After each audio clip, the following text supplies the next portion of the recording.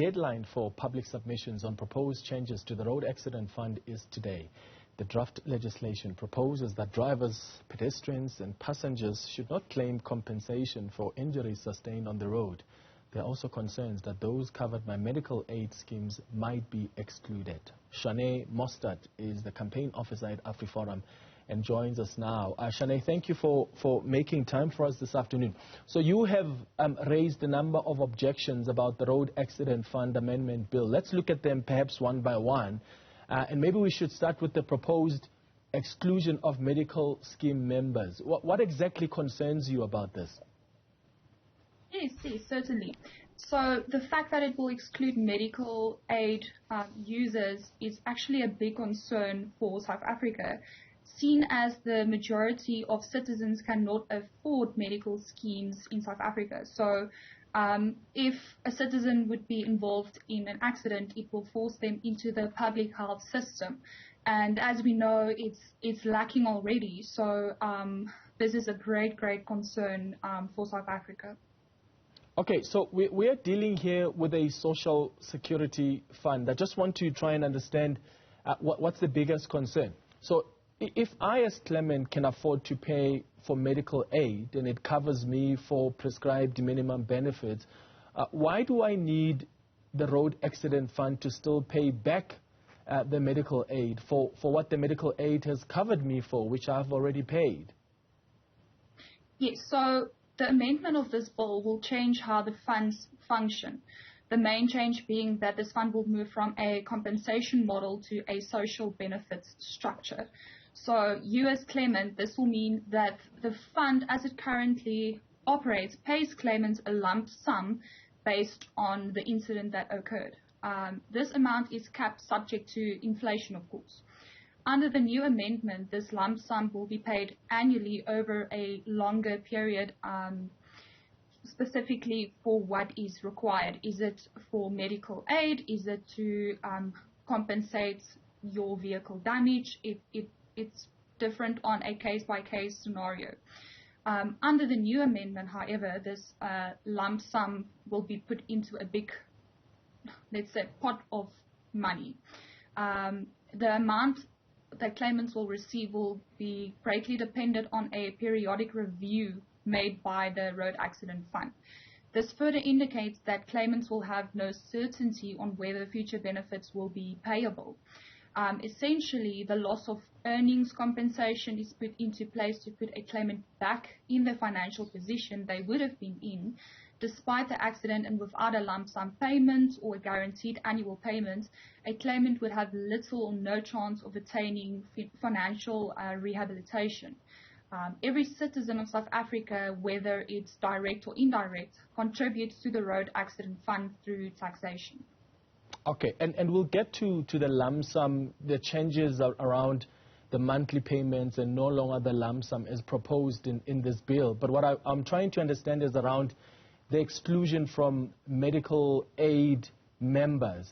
Because I'm looking at it as a social fund, like shouldn't that social fund be reserved for the most vulnerable in society? I mean, I pay tax that goes towards social grants. I don't benefit from that. I may not have parents who benefit from social grants too, but I still pay, and I understand that it's a social fund that goes to the most vulnerable. So yes, I contribute towards the fuel levy, but that doesn't mean that I have to benefit from the social fund that the fuel levy goes towards. So if I'm lucky enough to have a medical aid, why must there still be medical aids that go back to RAF to claim back what I'm already covered and I'm paying for to the medical aids?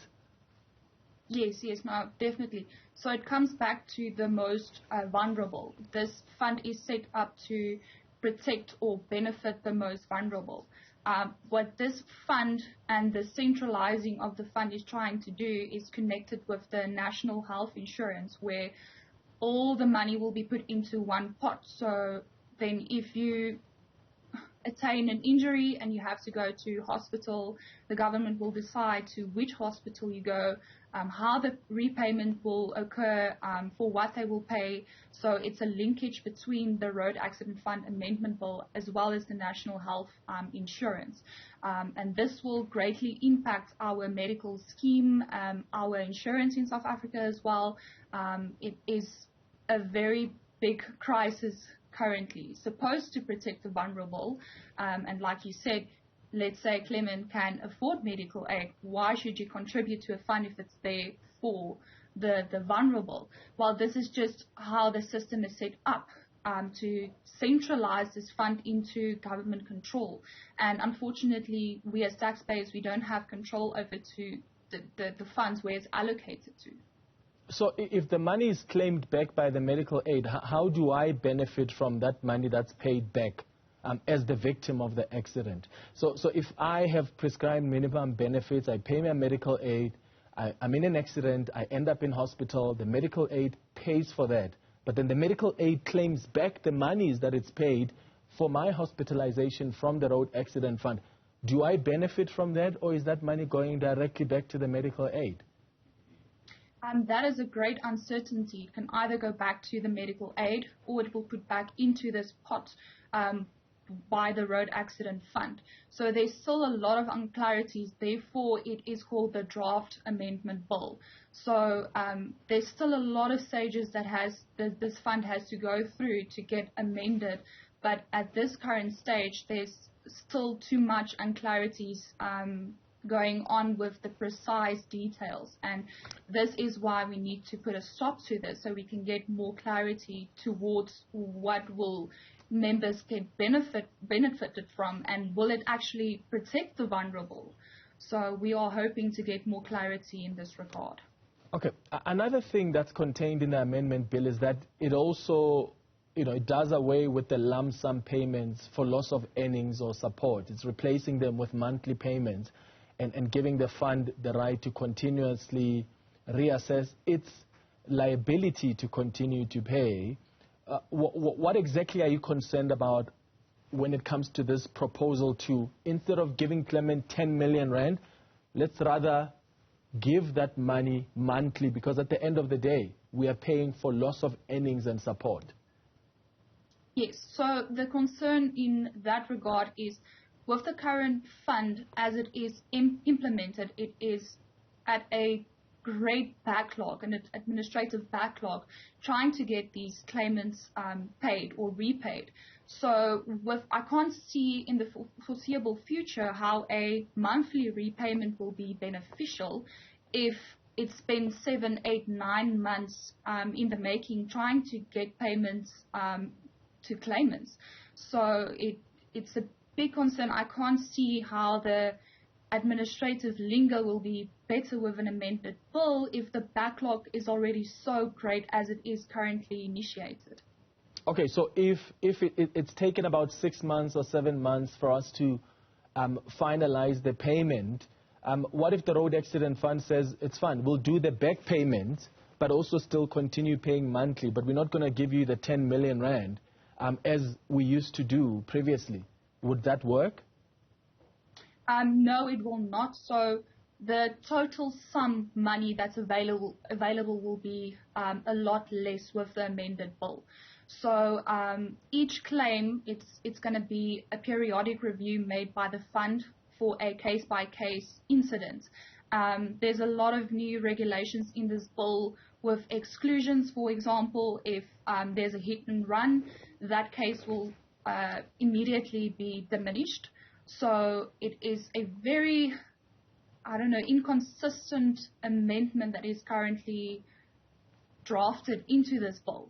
So, yes, that's currently where we are standing. Oh, the Road Accident Fund says we are paying for the loss of earnings and support. So what they're saying, they'll still give you what you would have received in a lump sum. They're replacing what you have lost, which is your monthly earnings. Isn't the issue here that the lump sum benefits lawyers more than the claimants? Because when the claimants receive these lump sums, do they not, some of them, blow the money according to your assessment? Definitely. Well, I mean, it's different again from every incident in South Africa. I personally know a person who has been involved in an accident last year, and given the economic state in South Africa, not every citizen can afford insurance or comprehensive vehicle insurance or even medical aid. So they take this claim to the Road Accident Fund for assistance. And I mean, this is a case from last year. So it's not even a scenario of 6, 7, 8 months. We're talking about 12 months, 13, 14 months that this person has been waiting. So in essence, the lawyers or the more prominent officials that has been involved in this case can potentially benefit more from a monthly repayment as to the claimant. And again, this goes back to why AfriForum is trying to put a stop to this amendment of this Road Accident Fund bill. And as it stands now, is it not in the Act currently that the claimants can be paid monthly? No, currently it is not. It is over an annual period. And then what about the concerns that the Road Accident Fund also raises around that institution being a victim of crime syndicates that often involve the legal practitioners, the medical, the doctors, law enforcement, some internal staff as well? Have you seen cases where there is some kind of coordination between the different stakeholders to somehow try and defraud the Road Accident Fund? Currently, I haven't personally seen a case like this that you have mentioned. South Africa, unfortunately, is a corrupt state as it currently is, and therefore it's required to instead put a shift in this fund to a more privatized, decentralized system to avoid any corrupt occurrences. This will put an approach instead to the communities to let their voices be heard into what has happened in an incident. The mismanagement of funds would immediately put aside. I wouldn't say it will just evaporate.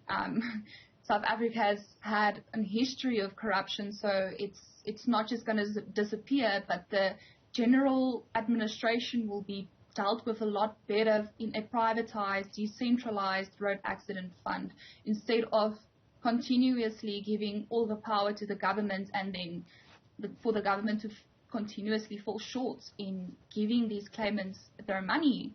All right. Shanae Mostert, thank you for joining us this afternoon.